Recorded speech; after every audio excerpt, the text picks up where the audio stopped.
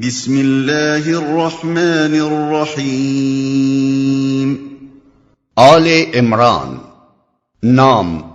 اس سورت میں ایک مقام پر آل عمران کا ذکر آیا ہے، اسی کو علامت کے طور پر اس کا نام قرار دے دیا گیا ہے۔ زمانہ نزول اور اجزائے مضمون، اس میں 4 تقریریں شامل ہیں۔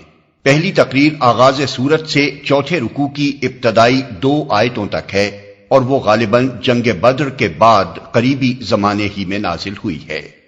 دوسری تقریر آیت اللہ نے آدم اور نوح اور آل ابراہیم اور آل عمران کو تمام دنیا والوں پر ترجیح دے کر اپنی رسالت کے کام کے لیے منتخب کیا تھا سے شروع ہوتی ہے، اور چھٹے رکوع کے اختتام پر ختم ہوتی ہے۔ یہ 9 ہجری میں وفد نجران کی آمد کے موقع پر نازل ہوئی۔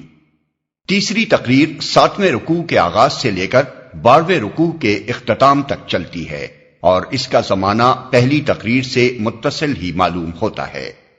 چوتھی تقریر 13ویں رکوع سے ختم سورت تک جنگ احد کے بعد نازل ہوئی ہے۔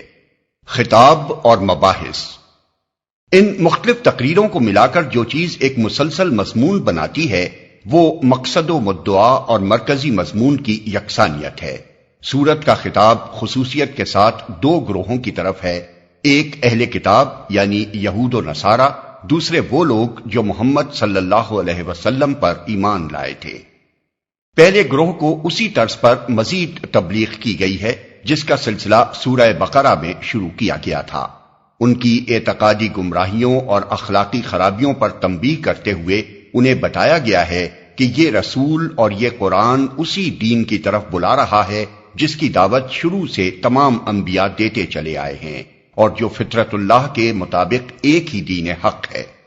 اس دین کے سیدھے رستے سے ہٹ کر جو راہیں تم نے اختیار کی ہیں وہ خود ان کتابوں کی روح سے بھی صحیح نہیں ہیں جن کو تم کتب آسمانی تسلیم کرتے ہو، لہذا اس صداقت کو قبول کرو جس کے صداقت ہونے سے تم خود بھی انکار نہیں کر سکتے۔ دوسرے گروہ کو جو اب بہترین امت ہونے کی حیثیت سے حق کا علمبردار اور دنیا کی اصلاح کا ذمہ دار بنایا جا چکا ہے، اسی سلسلے میں مزید ہدایات دی گئی ہیں جو سورہ بقرہ میں شروع ہوا تھا۔ انہیں پچھلی امتوں کے مذہبی و اخلاقی زوال کا عبرتناک نقشہ دکھا کر متنبع کیا گیا ہے کہ ان کے نقش قدم پر چلنے سے بچیں۔ انہیں بتایا گیا ہے کہ ایک مصلح جماعت ہونے کی حیثیت سے وہ کس طرح کام کریں اور ان اہل کتاب اور منافق مسلمانوں کے ساتھ کیا معاملہ کریں جو خدا کے راستے میں طرح طرح سے رکاوٹیں ڈال رہے تھے۔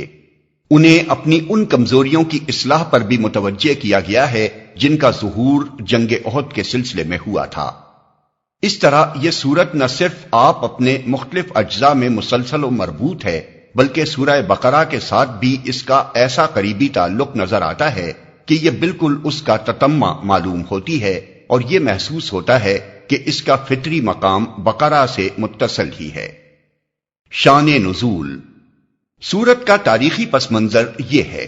ایک، سورہ بقرہ میں اس دین حق پر ایمان لانے والوں کو جن آزمائشوں اور مصائب و مشکلات سے قبل از وقت متنبع کر دیا گیا تھا وہ پوری شدت کے ساتھ پیش آ چکی تھی۔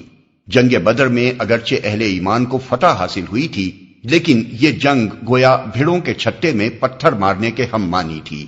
اس اولین مسلح مقابلے نے عرب کی ان سب طاقتوں کو چونکا دیا تھا جو اس نئی تحریک سے عداوت رکھتی تھیں۔ ہر طرف طوفان کے آثار نمایاں ہو رہے تھے۔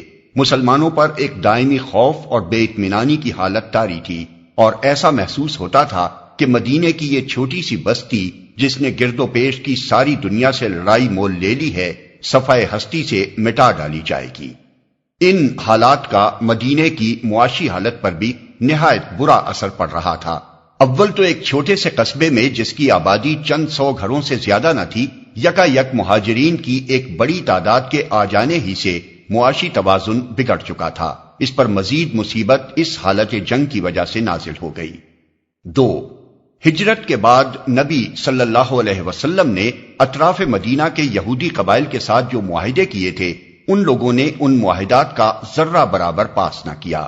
جنگ بدر کے موقع پر ان اہل کتاب کی ہمدردیاں توحید و نبوت اور کتاب و آخرت کے ماننے والے مسلمانوں کی بجائے بت پوجنے والے مشرکین کے ساتھ تھیں۔ بدر کے بعد یہ لوگ کھلم کھلا قریش اور دوسرے قبائل عرب کو مسلمانوں کے خلاف جوش دلا دلا کر بدلہ لینے پر اکسانے لگے۔ خصوصاً بنی نذیر کے سردار کعب بن اشرف نے تو اس سلسلے میں اپنی مخالفانہ کوششوں کو اندھی عداوت بلکہ کمینہ پن کی حد تک پہنچا دیا۔ اہل مدینہ کے ساتھ ان یہودیوں کی ہمسائیگی اور دوستی کے جو تعلقات صدیوں سے چلے آ رہے تھے ان کا پاس و لحاظ بھی انہوں نے اٹھا دیا۔ آخر کار جب ان کی شرارتیں اور عہد شکنیاں حد برداشت سے گزر گئیں تو نبی صلی اللہ علیہ وسلم نے بدر کے چند مہینے بعد بنی قینقاع پر، جو ان یہودی قبیلوں میں سب سے زیادہ شریر لوگ تھے، حملہ کر دیا اور انہیں اطراف مدینہ سے نکال باہر کیا۔ لیکن اس سے دوسرے یہودی قبائل کی آتش اناد اور زیادہ بھڑک اٹھی۔ انہوں نے مدینے کے منافق مسلمانوں اور حجاز کے مشرک قبیلوں کے ساتھ ساز باز کر کے اسلام اور مسلمانوں کے لیے ہر طرف خطرات ہی خطرات پیدا کر دیے، حتیٰ کہ خود نبی صلی اللہ علیہ وسلم کی جان کے متعلق ہر وقت یہ اندیشہ رہنے لگا کہ نامعلوم کب آپ پر قاتلانہ حملہ ہو جائے۔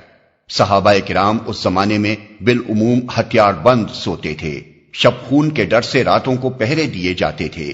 نبی صلی اللہ علیہ وسلم اگر تھوڑی دیر کے لیے بھی کہیں نگاہوں سے اوجھل ہو جاتے تو صحابہ کرام گھبرا کر آپ کو ڈھونڈنے کے لیے نکل کھڑے ہوتے تھے۔ 3. بدر کی شکست کے بعد قریش کے دلوں میں آپ ہی انتقام کی آگ بھڑک رہی تھی کہ اس پر مزید تیل یہودیوں نے چھڑکا۔ نتیجہ یہ ہوا کہ ایک ہی سال بعد مکے سے 3000 کا لشکر جرار مدینے پر حملہ آور ہو گیا اور احد کے دامن میں وہ لڑائی پیش آئی جو جنگ احد کے نام سے مشہور ہے۔ اس جنگ کے لیے نبی صلی اللہ علیہ وسلم کے ساتھ 1000 آدمی مدینے سے نکلے تھے، مگر راستے میں سے 300 منافق یکا یک الگ ہو کر مدینے کی طرف پلٹ گئے، اور جو 700 آدمی آپ کے ساتھ رہ گئے تھے ان میں بھی منافقین کی ایک چھوٹی سی پارٹی شامل رہی جس نے دوران جنگ میں مسلمانوں کے درمیان فتنہ برپا کرنے کی ہر ممکن کوشش کی۔ یہ پہلا موقع تھا جب معلوم ہوا کہ مسلمانوں کے اپنے گھر میں اتنے کثیر التعداد مارے آستین موجود ہیں اور وہ اس طرح باہر کے دشمنوں کے ساتھ مل کر خود اپنے بھائی بندوں کو نقصان پہنچانے پر تلے ہوئے ہیں۔ 4. جنگ احد میں مسلمانوں کو جو شکست ہوئی اس میں اگرچہ منافقین کی تدبیروں کا ایک بڑا حصہ تھا، لیکن اس کے ساتھ مسلمانوں کی اپنی کمزوریوں کا حصہ بھی کچھ کم نہ تھا، اور یہ ایک قدرتی بات تھی کہ ایک خاص طرز فکر اور نظام اخلاق پر جو جماعت ابھی تازہ تازہ ہی بنی تھی، جس کی اخلاقی تربیت ابھی مکمل نہ ہو سکی تھی اور جسے اپنے عقیدہ و مسلک کی حمایت میں لڑنے کا یہ دوسرا ہی موقع پیش آیا تھا، اس کے کام میں بعض کمزوریوں کا ظہور بھی ہوتا۔ اس لیے یہ ضرورت پیش آئی کہ جنگ کے بعد اس جنگ کی پوری سرگزشت پر ایک مفصل تبصرہ کیا جائے اور اس میں اسلامی نقطہ نظر سے جو کمزوریاں مسلمانوں کے اندر پائی گئی تھیں ان میں سے ایک ایک کی نشاندہی کر کے اس کی اصلاح کے متعلق ہدایات دی جائیں۔ اس سلسلے میں یہ بات نظر میں رکھنے کے لائق ہے کہ اس جنگ پر قرآن کا تبصرہ ان تبصروں سے کتنا مختلف ہے جو دنیاوی جنرل اپنی لڑائیوں کے بعد کیا کرتے ہیں۔ سمع و بصر نے مولانا سید ابو العلا مودودی رحمت اللہ علیہ کی مشہور تفسیر تفہیم القرآن کی 6 جلدوں کو 6 آڈیو CD MP3 کی شکل میں تیار کیا ہے۔